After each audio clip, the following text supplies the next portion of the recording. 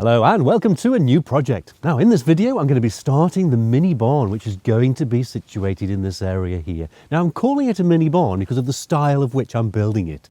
And despite it being quite traditional in style, I'm actually going to be using modern building techniques for some of the structure so that it meets building code.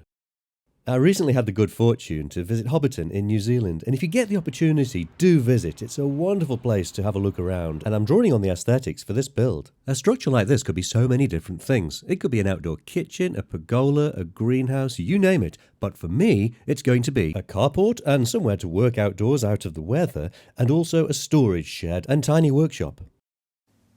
So the first job is to get rid of all the paraphernalia in this area. I've got these cast iron wheels which I'm keeping for a future project.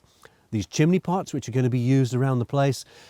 I've got these 3 trees here that need to be removed. That's going to be where the foundations for the shed or the storage area is going to be. I also need to remove this railing or fencing that you see around this perimeter so I can take some more accurate measurements and work out exactly where I want this structure to be. Now, I really can't tell you how much I'm looking forward to not only building this project, but also having some storage space to be able to put things. So let's move all this stuff and get the demolition underway.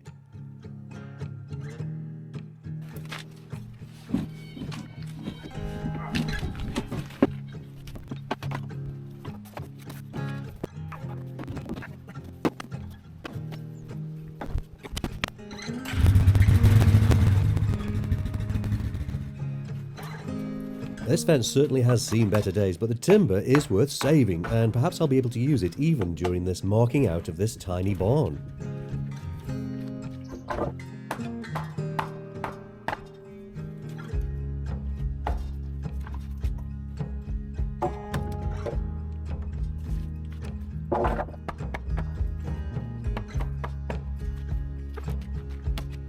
Something else I've been collecting for a project are these gnarly old railway sleepers. So get these out of the way, and then I can tackle these tree stumps. Now I cut these down when I bought the property about a year or so ago, and as you can see they've got some fungus growing on them and hopefully have rotted into the ground to the point where they'll be easy to remove.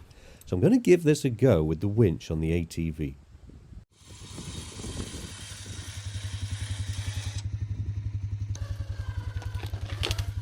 Oh yes, how satisfying is that, not having to dig around these tree stumps to remove them, just pulling on them. Now this one was a struggle, it really did stress the winch, but it did let go eventually.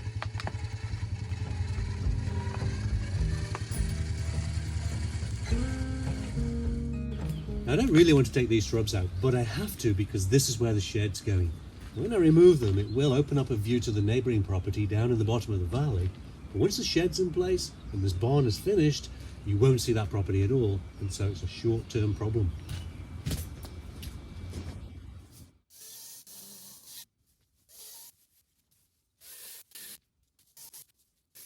If you've watched some of my previous videos, you might know that this is the Stihl chainsaw, the battery-operated Stihl chainsaw that's actually been dropped in the stream twice now, and it's still going strong.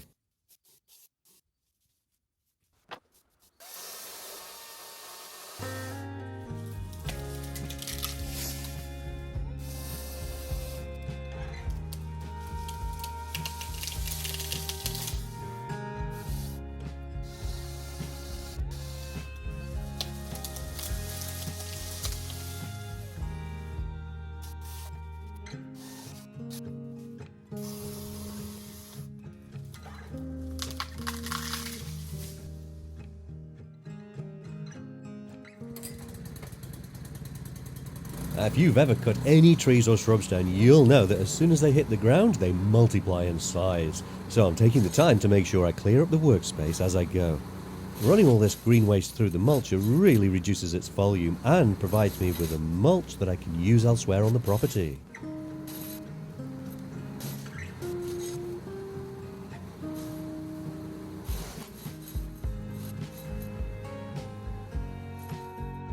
And once it's all been processed, got a nice bunch of firewood there and a whole pile of mulch, which I really wish you could smell. It's just an amazing aroma.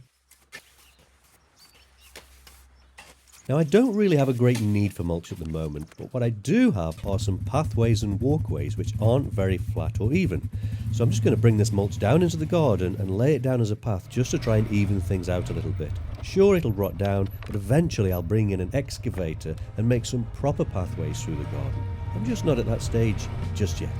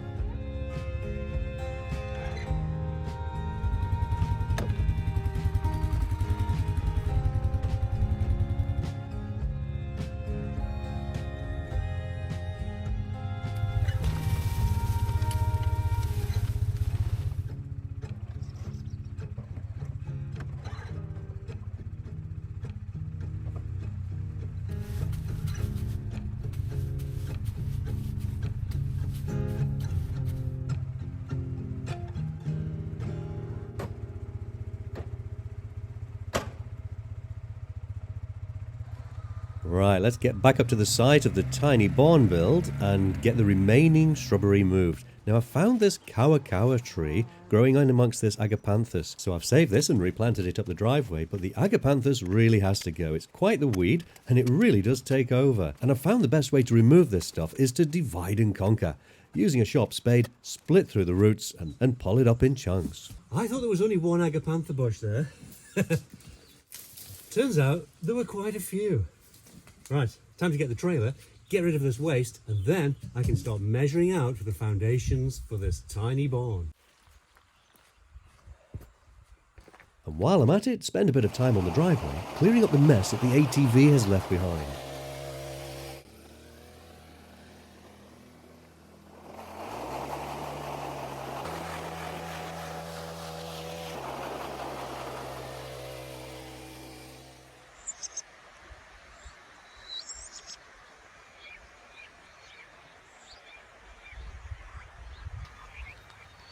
Now, despite this being a tiny barn, this is quite a difficult site to lay out the foundations. We've got lots of ground undulations here where the shed is going. It slopes away quite a lot. We've got a very odd shaped pad here where the existing parking has been, and I think, without checking it, that it's level along this plane here, level along the back, but it's certainly not level along that back edge there because the driveway isn't level. And I've got a feeling it's high in that corner by as much as 16 inches, 400 millimeters. So I think the first thing I need to do is get the drone up in the air and get a real snapshot of this, because of course with a plan view we're not going to see those ground undulations. I'll get a clear view exactly where perhaps the building can be situated. I have got some flexibility in terms of pulling it this way, maybe pulling it back a little bit. I do need to keep access of the driveway, so positioning the front of the building is really quite crucial.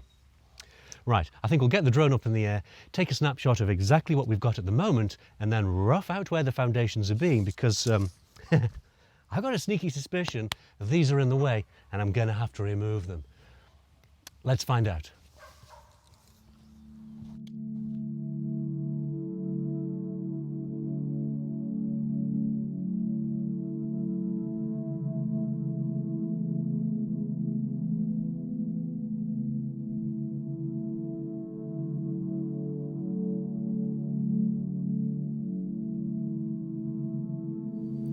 So now that we've got an idea of what the plan view looks like, I'm using this rotary laser to try and align the building to make sure it's square. Now this is a self-leveling laser. I've popped it on its side here and it's actually projecting a line along this edge here. And I've set the laser to be parallel to this timber fence. And now if I just pop this cap off the front here, it will actually, I don't know if you can see that, it will actually project a laser dot from this point at 90 degrees to the rotational line. And that means that over here, I can determine exactly where 90-degree corner is in relation to this existing fence.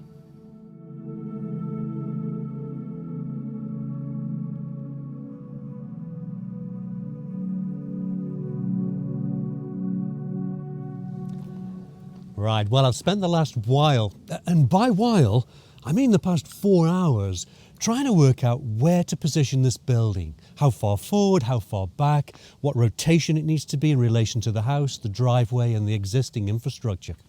And I think I've got a plan. I'm going to get the chainsaw, take these posts out, take these posts out the back here, make some batter boards up, get some string lines, and then we should be able to locate where the foundations are going to be, and finally figure out if there's any obstacles.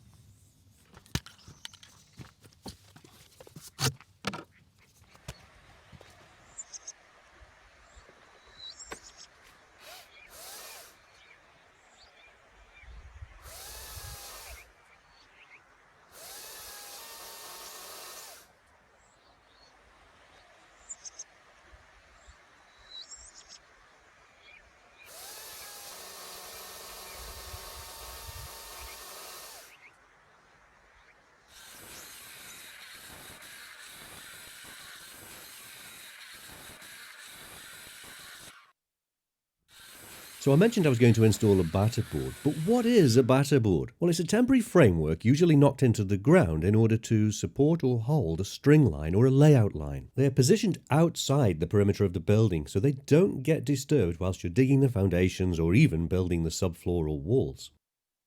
But where do they get their name from? Well, a batter is an old architectural term given to a slope or gradient, and the purpose of this board is to be able to place a horizontal line on an awkward sloped site, hence the term batter boards.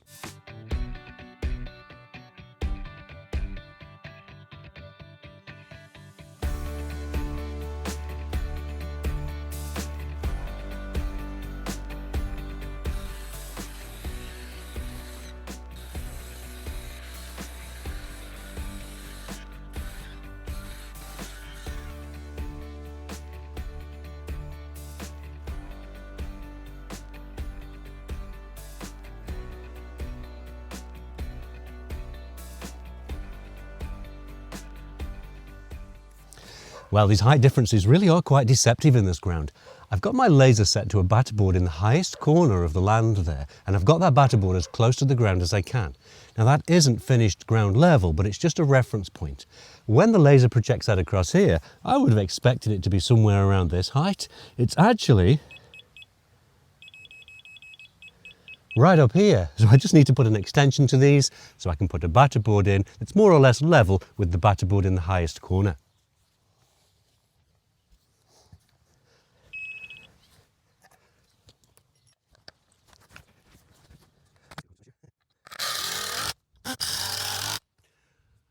Not the nicest looking construction, but serves a purpose. Oh, got a nice split in the wood there. Let's see if we can get a purchase on it. No. Let's come from the other side. Nice.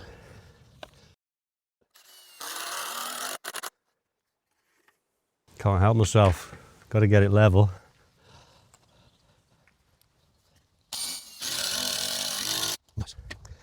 Like it matters.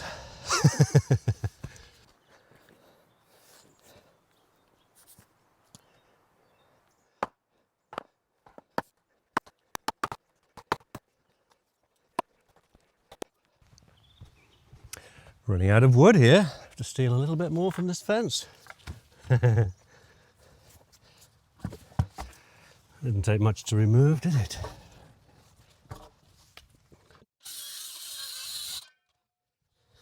Measure for length. What are we hitting? Nothing.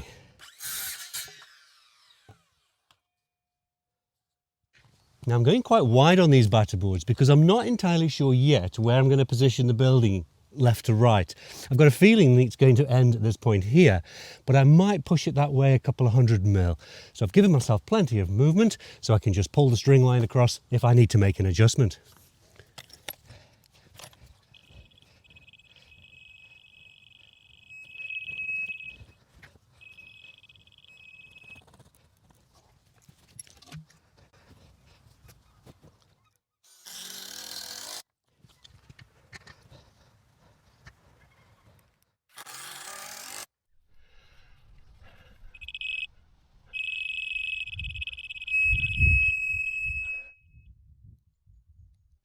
Now I just need to pull a measurement from that string line across to here so I know where the width of the building is, notch it here and there.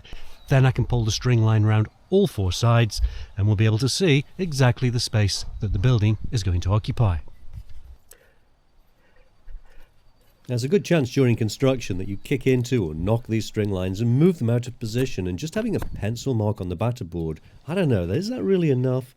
I don't feel like it is. So I'm notching these out with a knife just so that the string line has got somewhere to sit. That way it's more likely to stay in place when I inadvertently kick into it. Now to get the string line parallel to this one over on the opposite side, I'm just going to knock a nail in next to the line here and then pull a tape measure from the nail, this end and that end. That'll give me 2 marks for the string line. Now when I hook my tape measure over this nail and pull my measurement, I need to add the diameter of the nail to my measurement. It's about 3 millimeters, about 1/8 of an inch.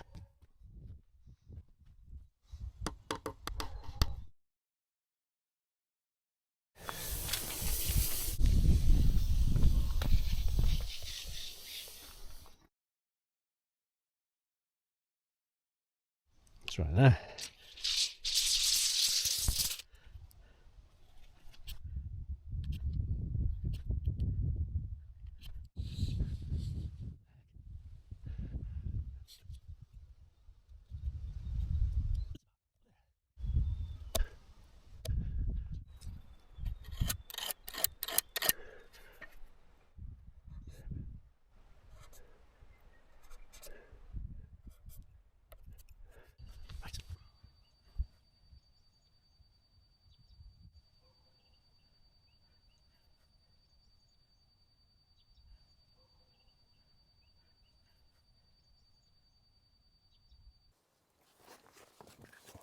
And after all that preparation, time to pull out the string line and really take a look at what the perimeter of this building actually looks like. Now I'm keeping some tension on the string line as I pull it around the batter board, locating it in the notch that I've created, before continuing to pull the line around the remaining 3 sides of the perimeter.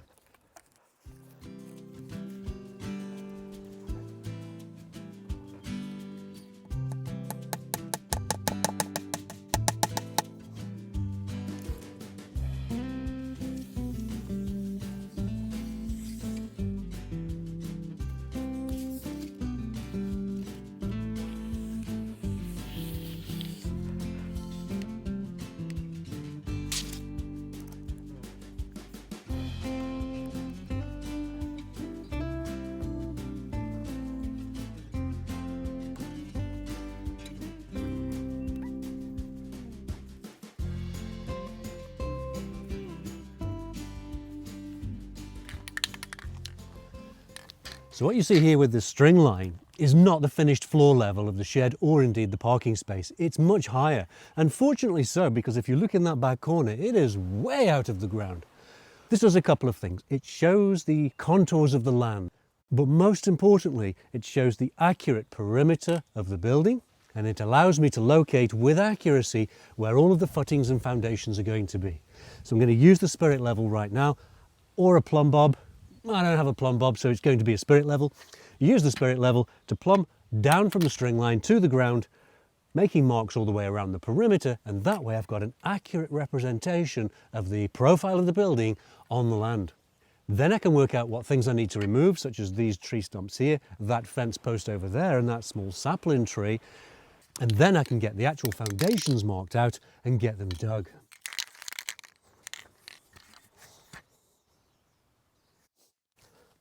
Now I really should buy a plumb bob for this.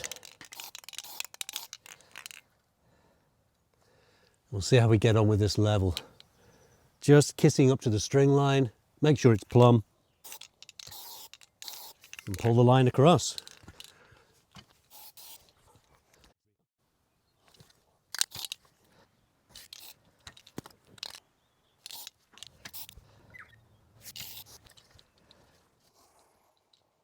Okay, now here my spirit level isn't long enough, so I'm just going to attach this to a piece of wood, assuming I can find a piece long enough, and that'll be able to get that back corner plumbed in.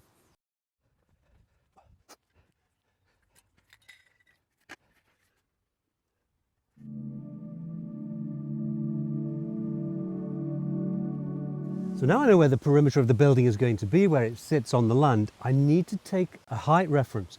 I need to work out where the highest point is, even though I know it's up there. I don't know how much higher it is than the rest of this land. If I take a height reference at various points around this perimeter, I can then go back to the computer model and just double check a few things so I can determine exactly where the floor level of this shed is going to be.